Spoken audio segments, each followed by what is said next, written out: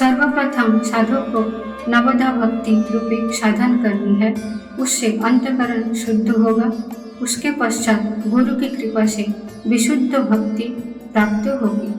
प्रमुख रूप से भक्ति दो प्रकार की होती है, साधना भक्ति और सिद्ध भक्ति या प्रेमा भक्ति। प्रमुख ध्यान देने की ये बात भी है कि भक्ति या साधना मन को करनी है, मन की शरणागति करना है और यही शरण भक्ति है। यदि किसी भी भक्ति में मन ना लगाया जाए तो श्री कृष्ण का रूप ध्यान करना चाहिए। श्री कृष्ण एवं उनके अनंत धाम, नाम, रूप, गुण, लीला, इनमें कभी किसी को छोटा बड़ा मानकर दुर्भावना नहीं करना चाहिए।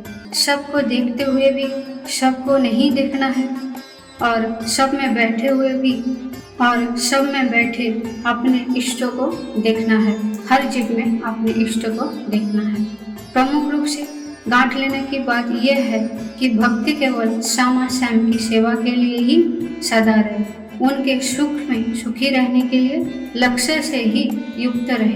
अपने सुख की कामना तो गंध भी ना आने पाए, ये निरंतर अभ्यास करना चाहिए। साधक ध्यान की बात आते ही प्राय ये प्रश्न आता है कि श्री कृष्ण को तो दिखा ही नहीं, फिर हम ध्यान कैसे करें। तो ये समझ लीजिए कि यदि उनको दिखा भी दिया जाए तो प्रकृति इंद्रियों से श्री कृष्ण भी प्रकृति ही दिखाई पड़ेंगे, किंतु श्री कृष्ण भगवान का कोई एक रूप निर्धारित ही नहीं है।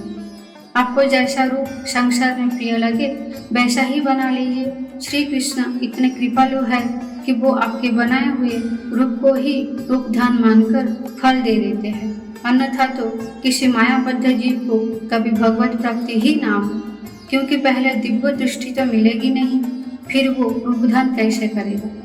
भगवान श्री कृष्ण का रूप ध्यान, उनके नाम, गुण, लीला, धर्मादि अपने रुचि के अनुसार स्मरण कीजिए। जो श्रृंगार पसंद हो वही श्रृंगार भी कीजिए। आप स्वतंत्र हैं ये सब करने में। और ये ना सोचिए कि हमारे मन का बनाया हुआ रूप तो साधारण ही है, अतः हमको साधारण दर्शन मिलेगा। दर्शन तो वास्तविक होगा। मन तो प्रकृत है, अतः रूप ध्यान भी प्रकृत ही बनेगा, किंतु उसमें दिव्य भावना बनाते रहिए। जब साधना भक्ति करते करते अंतःकरण शुद्ध हो जाएगा, तब स्वरूप शक्ति की कृपा से शरीर, इंद्रिय, मन, बुद्धि दिव्य हो जाएंगे। तभी दिव्य शक्ति प्राप्त मन दिव्य ध्यान कर सकेगा। यदि कोई चाहे तो प्रथम मूर्ति या मन भाय चित्र की सहायता से मन भाया रूप बनाने का अभ्यास करना चाहिए। मन से बनाने में, उनकी सेवा करने में किसी बाह्य पदार्थ की आवश्यकता ही ना पड़ेगी। चाहे आप संसार में अत्यंत देदीयमान हीरो का हार पहनाया करें। एक बात और है कि रूप ध्यान सर्वत्र एवं सर्वदा करते रहना है, चाहे आप गंदी से गंदी जगह पर क्यों ना रहें। केवल श्री कृष्ण एवं उनके नाम, रूप, गुण, लीला, धाम तथा गुरु में ही मन का लगाव रहना चाहिए। अन्य देव, दानव, मानव या माइक पदार्थ में मन का लगाव ना हो। इसका तात्पर्य ये नहीं है कि संसार से भागना है। वास्तव में संसार का सेवन करते समय उसमें सुख नहीं मानना है। भगवान श्री कृष्ण का प्रसाद मानकर खाना, पीना एवं व्यवहार करना है। समस्त ज्ञान साथ रखकर सावधान होकर साधना भक्ति करने पर शीघ्र ही मन अपने स्वामी से मिलने को अत्यंत व्याकुल ही उठेगा। बस वही व्याकुलता ही भक्ति का वास्तविक स्वरूप है। और रूप ध्यान में साधना भक्ति करते करते जब अश्रुपात आदि भाव प्रकट होने लगे तो लोक रंजन का रोग ना लगने पाए। अन्यथा लोगों से सम्मान पाने के लालच में भक्ति भाव से ही हाथ धोना पड़ जाए। साधक अपने आप को तृण से भी निम्न समझे, वृक्ष से भी अधिक सहनशील बने, सबको मान दे, किंतु स्वयं मान को विष माने। संसार में अपने मन की जांच करते रहना है। यदि मन को सदा अपने शरण में ही लगाने का अभ्यास किया जाता है, तभी गड़बड़ी से बचा जा सकता है। अन्यथा मन पुराने स्थान पर पहुंच जाता है और साधना भक्ति में बाधा पहुंच जाता है।